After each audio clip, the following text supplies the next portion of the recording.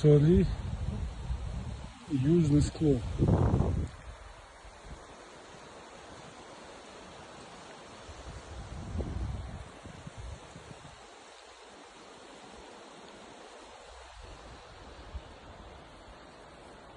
Вот здесь по описанию Чахкиева Джабраева из Семенова